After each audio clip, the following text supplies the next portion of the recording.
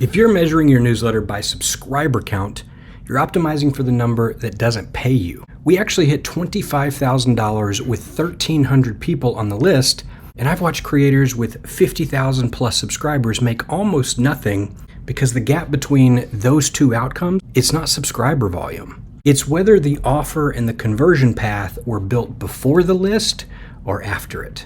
Stick with me here in this video because by the end, I'm going to walk you through the actual 6 weeks, week by week, the slow ones included, and I'm going to show you exactly where that $25,000 came from, down to the 3 offers that made it up.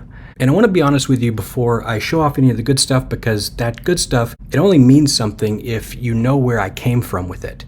I spent a long chunk of my 17 years in direct response doing the exact thing that I'm telling you not to do. I was chasing the list. I remember a specific stretch of time where I was obsessed with getting subscribers up. I was refreshing the count like it was a scoreboard, and I was telling myself that the money would show up once the audience was big enough, but it didn't.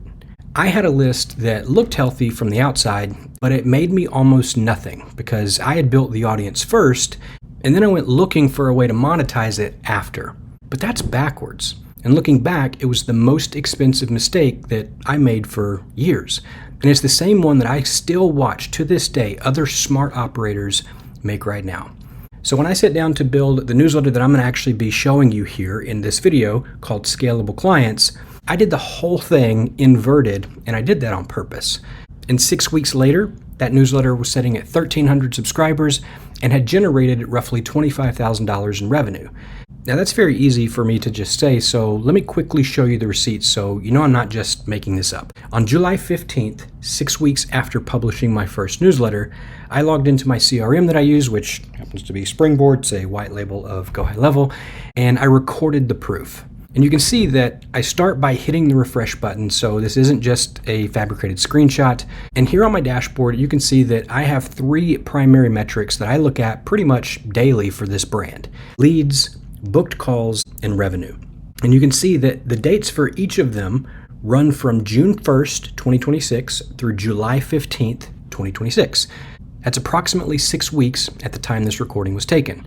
And 6 weeks in, I had generated 12 blueprint leads, I booked 5 calls, and I had processed $24,564 in revenue. So now that you've seen the receipts, let me show you exactly how I did it, including where it was slow and where I wasn't even sure that it was working. And I'll start from the beginning because I want you to see just how unglamorous it was. Day 1 was June 1st, 2026. That's the day that I published my first issue, and it went out to a whopping 2 subscribers. 2. My second issue went out 2 days later on June 3rd, and that went out to 8 people. Now, those subscribers came from me just posting about it on my personal Facebook page. And by that Friday, June 5th, I was at 24 subscribers, all of which came from social media posts. So I started with no audience, I had no head start. What I did have though was a defined offer and a decision.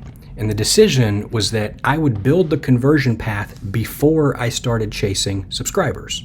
Now, most people hear that and their brain just skips right past it. So let me reframe it for you because this is the entire point of the video.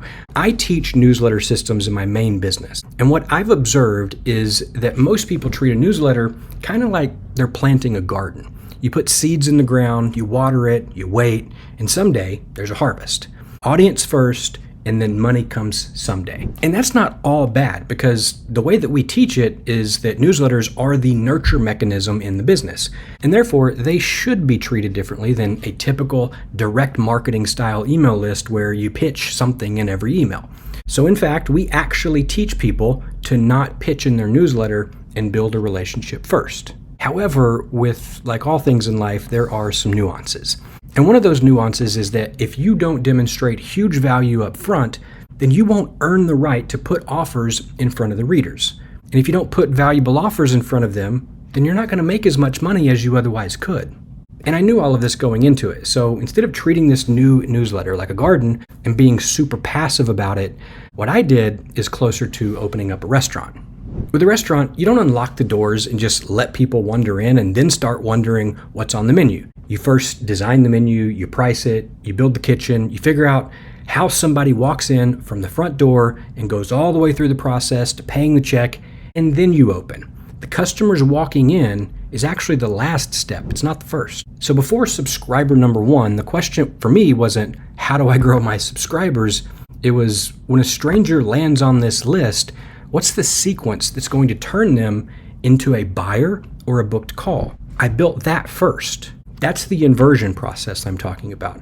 And for all of my newsletters, it typically starts with a 3-part content pillar series that demonstrates right up front massive value, and it speaks directly to the problems that I know the readers have. And once I've demonstrated value, I follow that up with multiple invitations to have a deeper conversation with me. And by the way, if you want to see the exact 3-part content series that I created for the Scalable Clients newsletter, I'll link it down below in the description. It's called How to Build a Predictable Client Business System, and it's totally free. But I do want to address the acquisition and growth strategy because I know that's the part that everybody typically wants.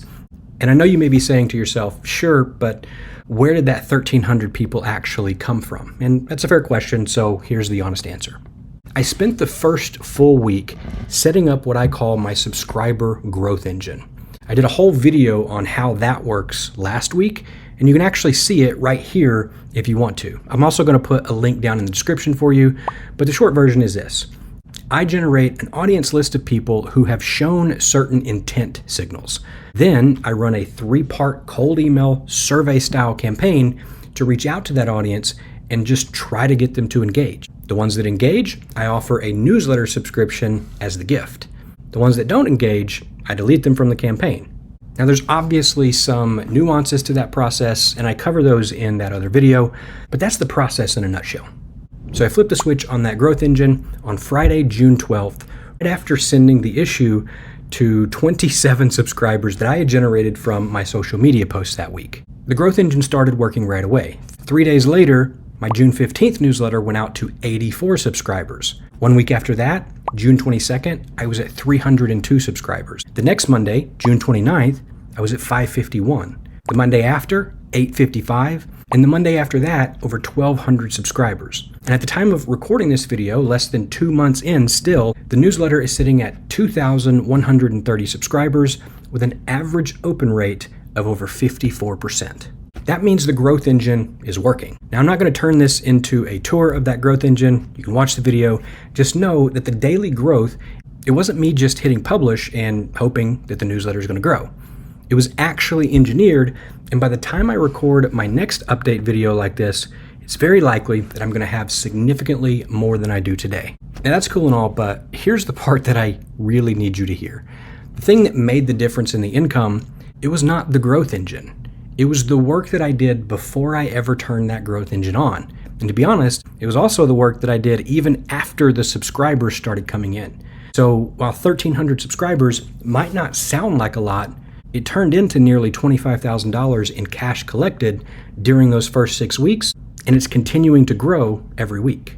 So right now, I want to do something a bit different in this video. I'm going to show you exactly where every dollar of that came from because there were actually 3 offers that contributed to that revenue, not just one. But every single sale came from a one-on-one conversation, either on the phone or through email or through social media. It's not like I just threw some expensive offer link in my newsletter and then watched the readers turn into buyers. It doesn't quite work that way when the list is small and the people don't know you that well yet. The secret is in the conversation. Conversations equal conversions. As my mentor would say, that's a writer-downer. And it also happens to be the part that most people skip entirely. They skip the conversation, so they end up missing out on the conversion. And that's the primary claim of this video, so let me unpack it a bit more for you here. The $25,000 did not come from volume. It came from the fact that I knew going in how to turn a small list of the right people into cash fast. You see, I built a client business before, so I knew the quickest way to monetize a list like this is to, number one, sell something expensive.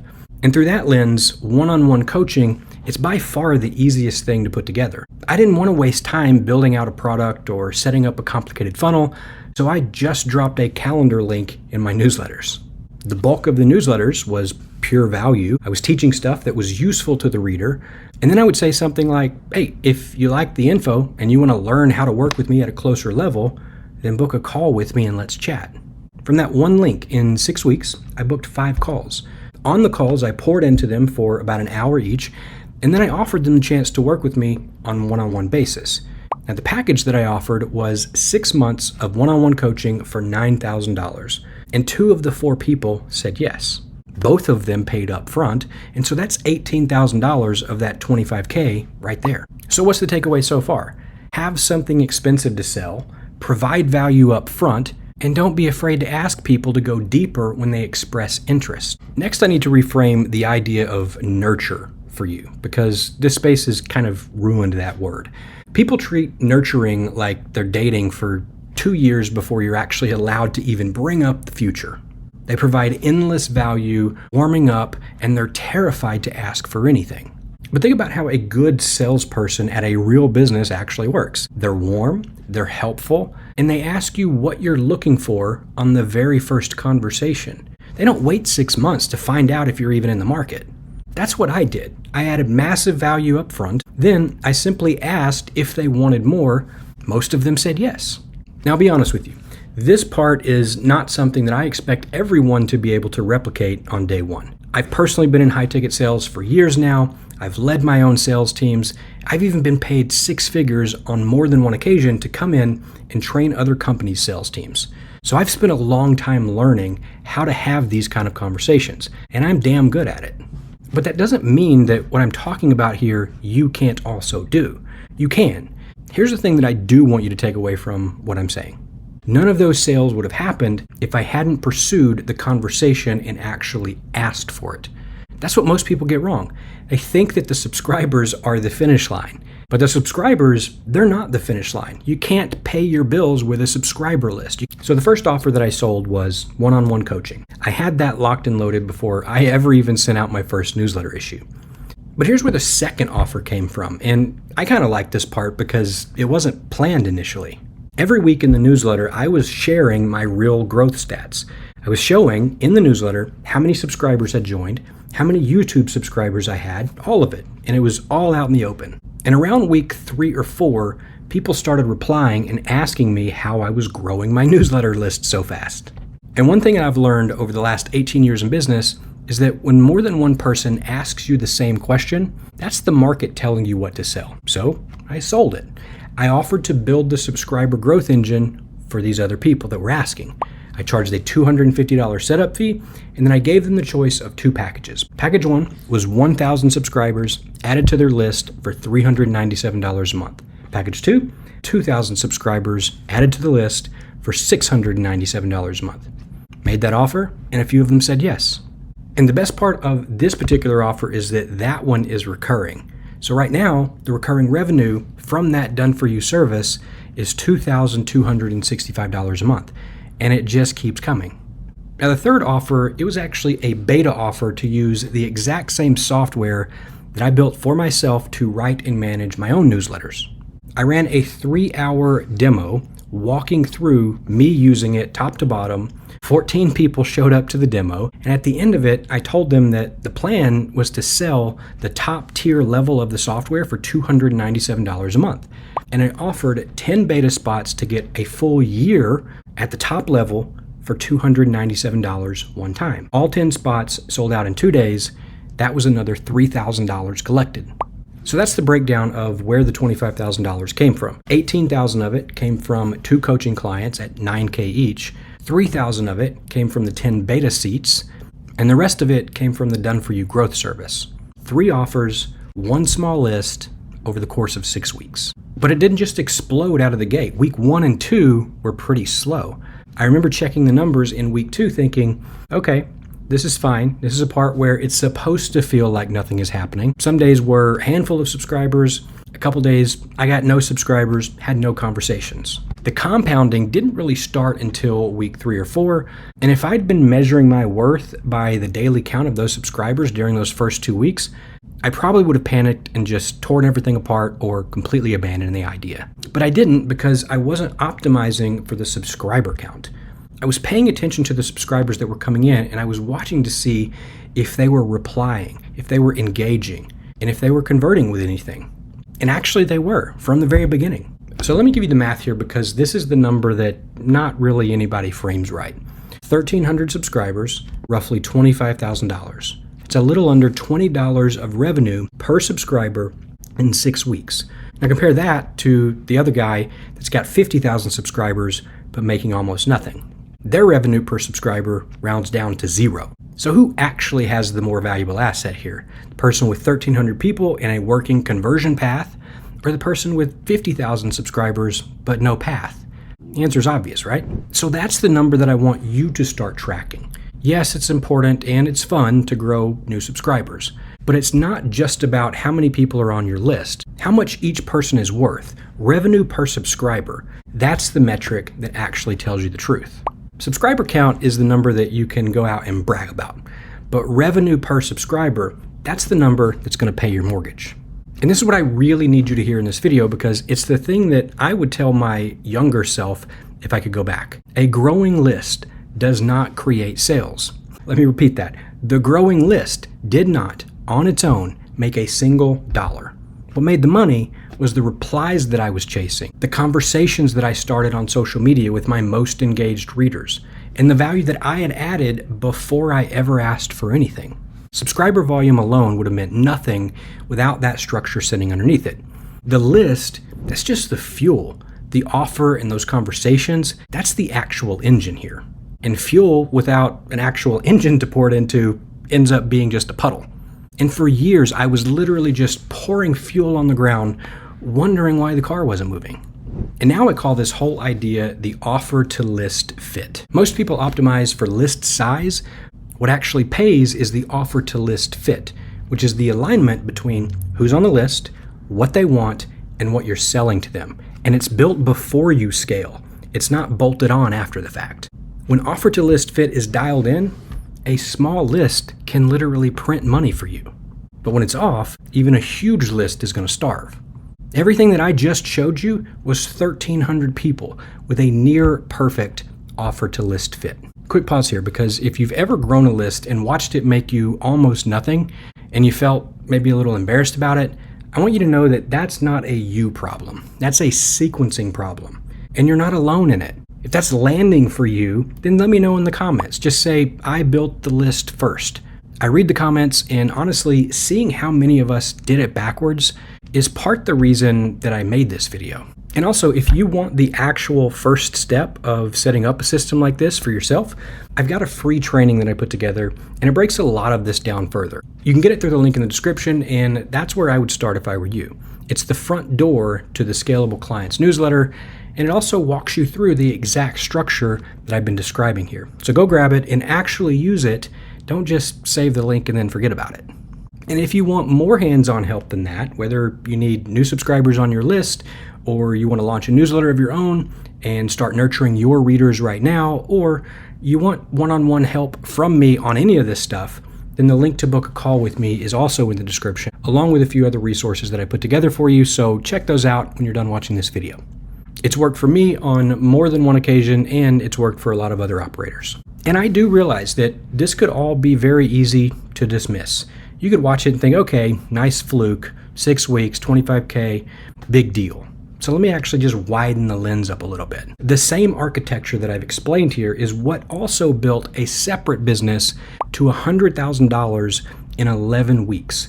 And by the way, that was done completely in public, with 25 strangers watching every move. In fact, that's actually the case study behind the Strategic Newsletter OS. We use the same inversion process that I'm describing here. Offer and conversion path first, list second. Now it's on a different scale. It was done in a very different market back then, but the structure was identical. And if you're still not convinced, it's also the same reason that my wife and I were able to build a newsletter in the luxury spa niche and sell it for multiple 5 figures.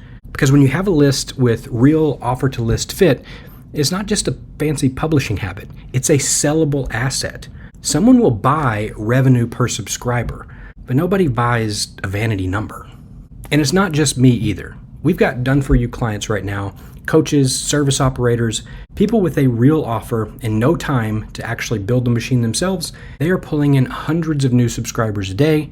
And the ones following this advice, they're also making sales, they're booking calls, and they're signing new clients. The ones ignoring this advice, well, they're the ones that are getting a very different result.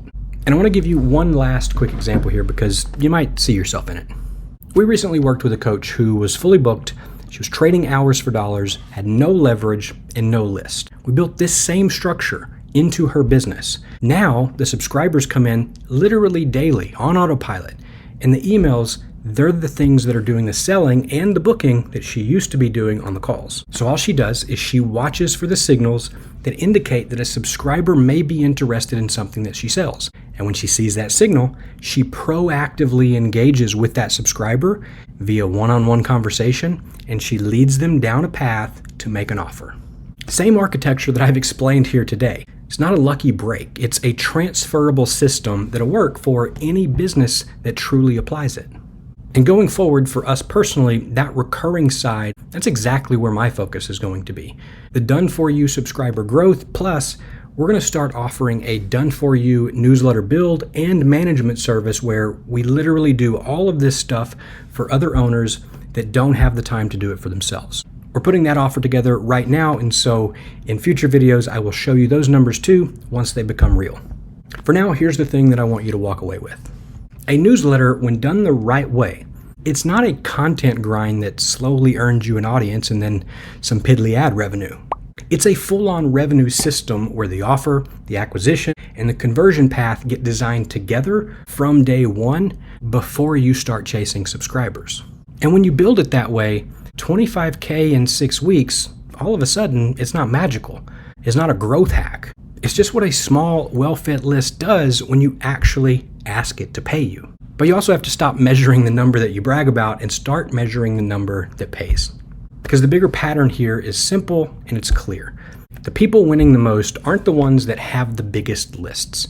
They're the ones who build the engine before they poured in the fuel and who weren't afraid to ask for the sale once the right people did show up.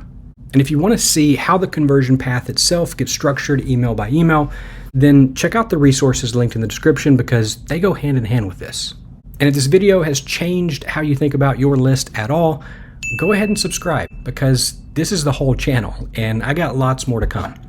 And you can also get real-time transparent growth updates every week by subscribing to the Scalable Clients newsletter. And last thing before you go, if you found this video helpful, tell me in the comments.